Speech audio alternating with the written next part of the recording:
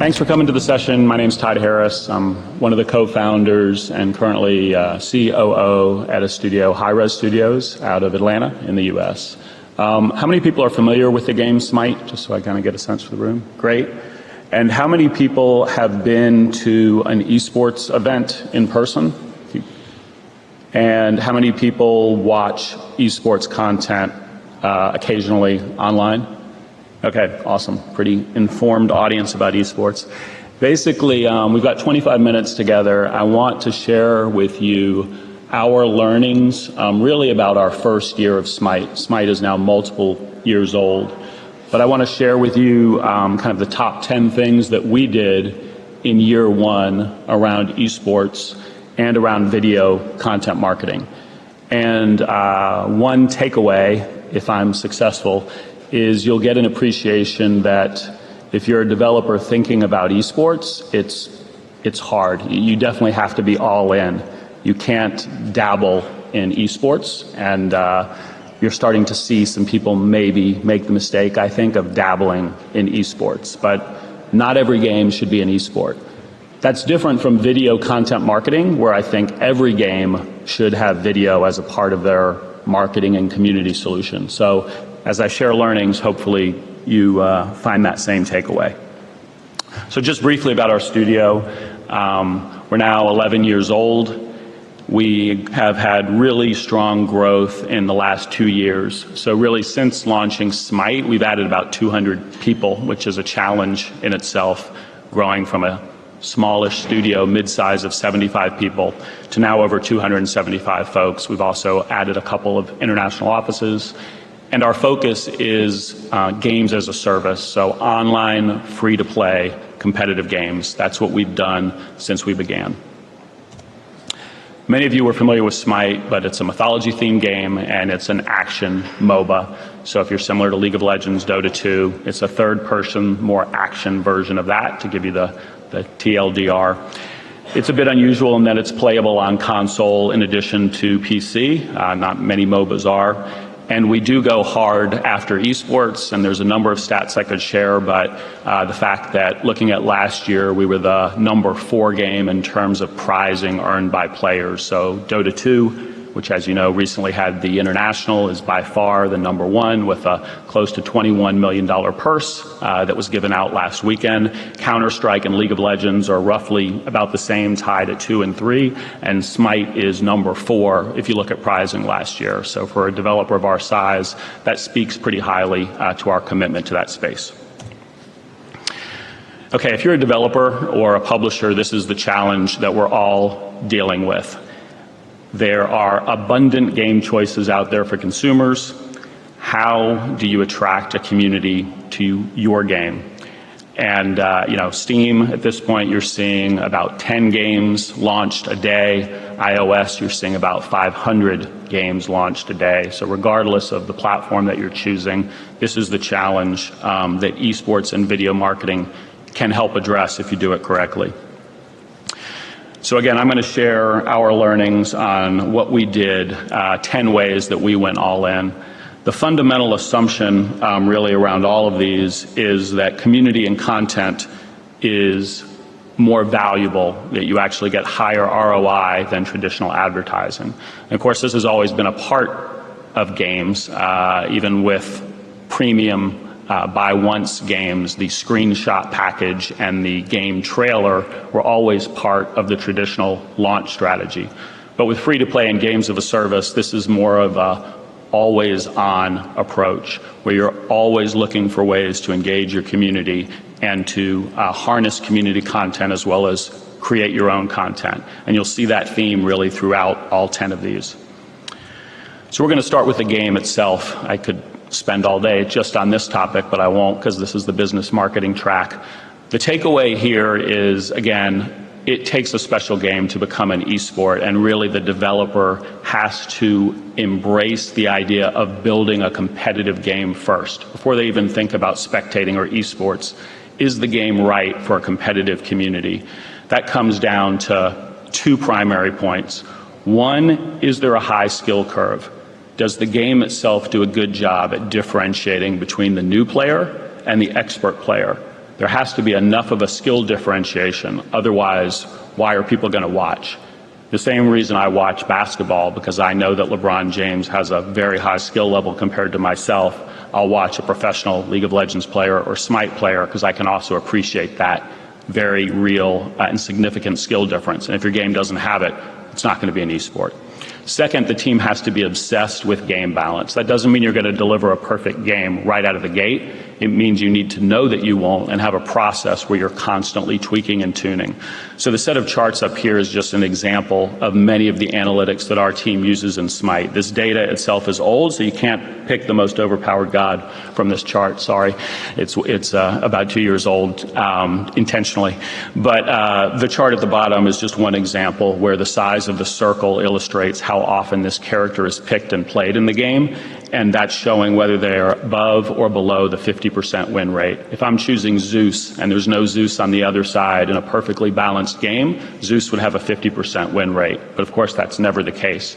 And almost by design, you don't want it to be 50%, but you want it to be within a bounds. Again, this is just an example of the type of mentality the development team needs.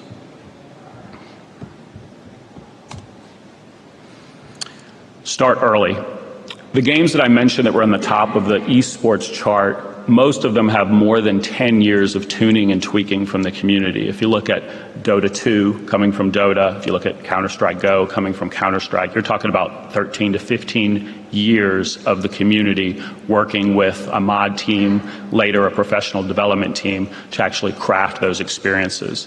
So SMITE, we had our first world tournament in 2015, another one in 2016, but this just gives you a sense of how relatively early we started with SMITE. And the main takeaway is there's close to 2 years of beta process there.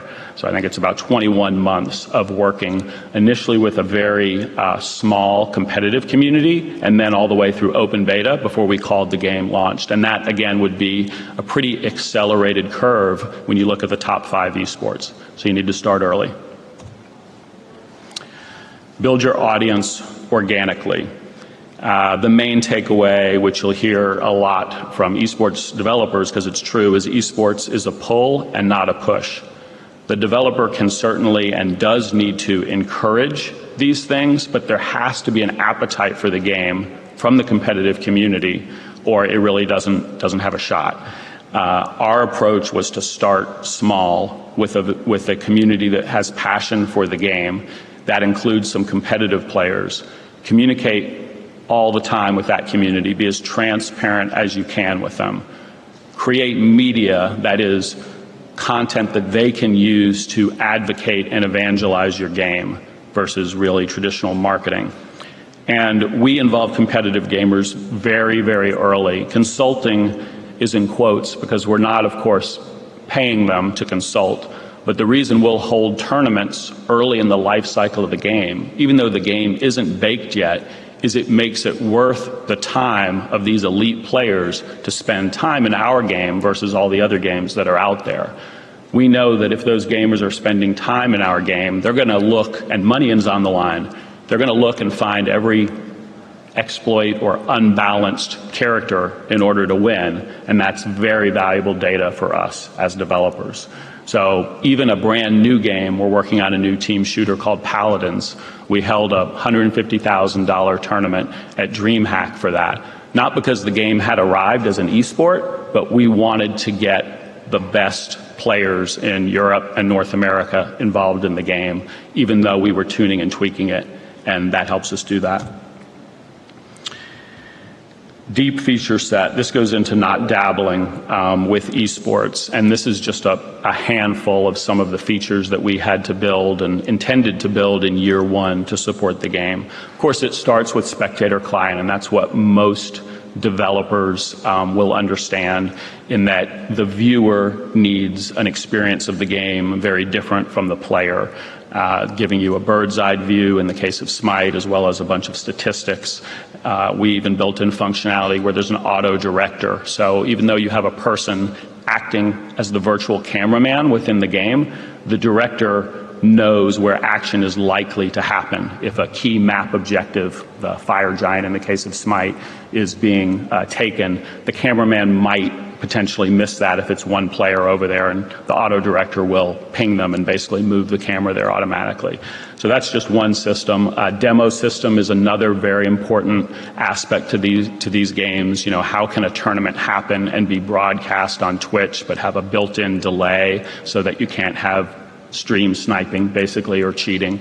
A demo system also gives you a tail of the tape so that you have an electronic record of every action taken by players. So from a competitive integrity standpoint, an admin or official can review that if necessary and find out if something funny was going on. That also allows a lot of interesting community content to be built, because you can then replay a match from any single camera angle within the game, including slow motion if you want to produce cinematic effects.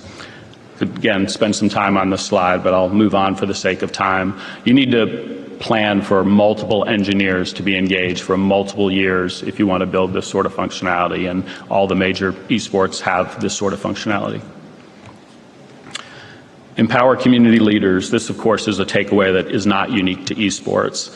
The faces up there are just a few of the, I would say at this point, close to 30 individuals that we've hired that are now employees of Hi-Rez Studios in Europe or within the United States that came directly from our community. And in almost every case, they were content creators from the community. Rory, or Dry Bear as he's known, the attractive face up there, started by creating a website for SMITE and doing shoutcasting for SMITE, and now he's a designer actually on our new game, Paladins, after working his way through the community. The guy in a suit and tie, you know, must be a lawyer, and he is, but he was an insurance lawyer by day, and then at night and weekends he was casting voluntarily SMITE, because he just got into the game and started doing shoutcasting when we didn't have a real scene established. And again, now he works legal for us.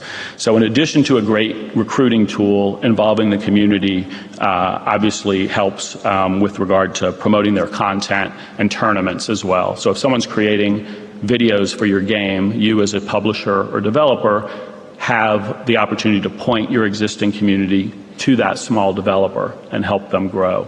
The other thing we did pretty early with SMITE that I recommend for an aspiring esport is exposing your statistics through an API. And not all publishers take this stance, particularly some of the bigger ones, because you can reverse engineer a lot of the aspects of the game, less from game design, but more from how many players are online at a single point and how successful the game is. But we found that the pros outweigh the cons, and it's certainly important because it allows community website builders and stat providers direct access, which is valuable to them.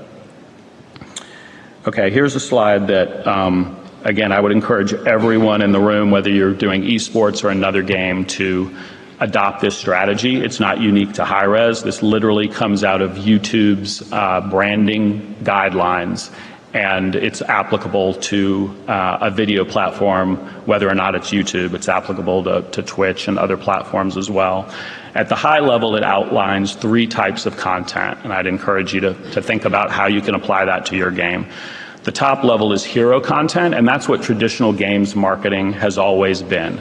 It's a cinematic or your launch trailer. It's one piece of awesome content. It's probably going to be one of your biggest budget items in marketing, and something that is released maybe once a year or twice a year and gets people talking. And certainly for SMITE, we've done that.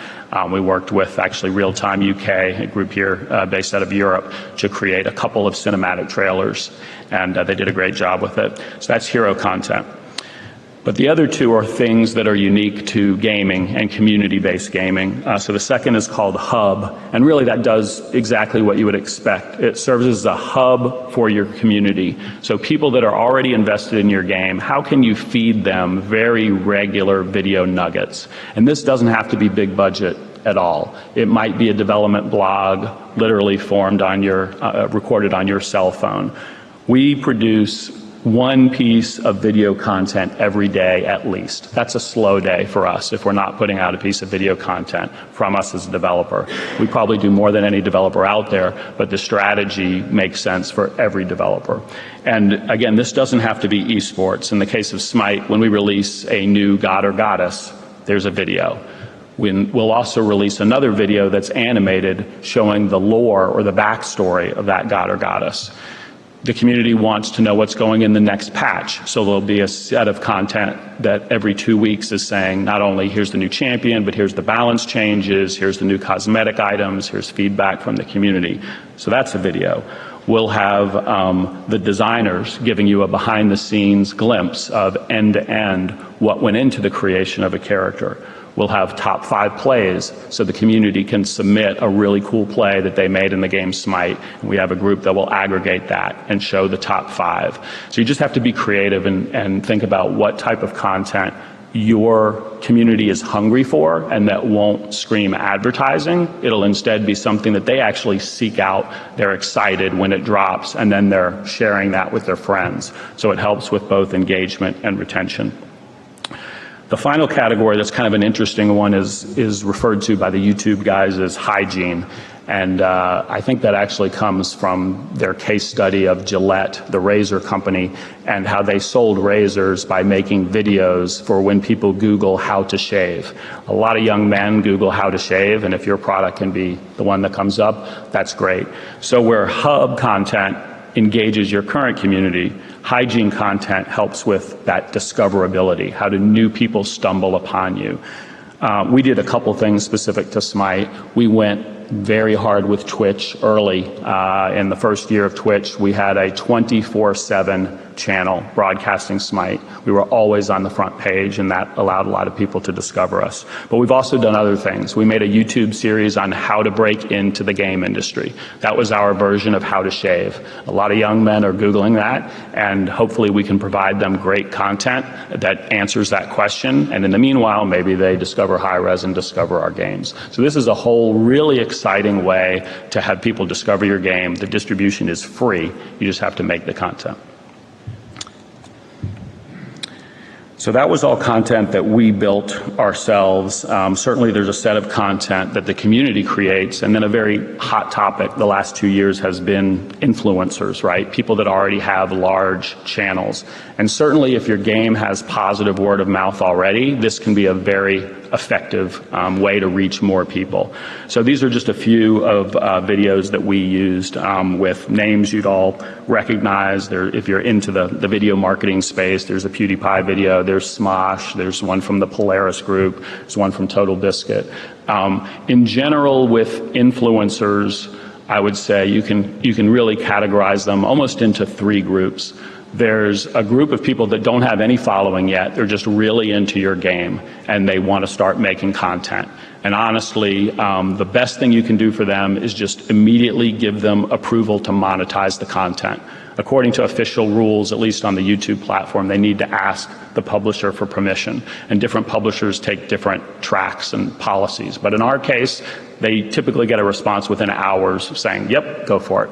So that's tier 1. Aspiring content creators with a lot of passion. Tier 2 is mid-tier influencers. So they're not the names that you'd recognize, but they have significant followings on Twitch or YouTube. And for those folks, many times, if you can support them with game codes, that's a relationship that works really well for both of you, especially if you can give them codes to help grow their community. They're still trying to grow. One interesting takeaway is that these mid-tier influencers often give you your best long-term retention. The folks at Twitch, you can Google it, but they released a blog a couple weeks ago where they analyzed influencer output. And it was influencers on Twitch that had between around 300 to 3,000 concurrent views that actually gave the most ongoing retention, because their audience really follows them. And if they legitimately like your game, their audience is more likely to stick around. Of course, it also makes sense sometimes to work with the bigger influencers, and these are the folks that we did. There you are typically sponsoring them, right? I mean, there's typically payment exchange for their time because they have a lot of games they can cover. Our policies when we do that are, number one, they have to reveal that sponsorship as a part of their content. That's an FTC guideline within the United States. And number two, we never take any editorial review of the content. Our policy is that whatever impression they want to form of the game, they can put that out there. We're basically paying for their time, not paying for their opinion. So that's the way that works. that was video. Back a little bit to eSports. When it comes to the tournament rules and formats, it gets very, very complex. Do not underestimate the work that you or a partner will need to put in. We have a structure set up now that is similar to, I guess, the World Cup at the high level, right? Where there are leagues for Europe and North America where teams play regularly, and the best of those teams from Europe, best from North America, they join with other regions, some of them handled by partners, and come together for a world event in Atlanta. But that's the end state. That's not where we started. We started working with the community on tournaments that paid $1,000 a week. So every Saturday there was a tournament where it was open. Teams could sign up. They could win $1,000 if they were the best in North America. And every Sunday we do $1,000 for Europe. That was a great way to get started.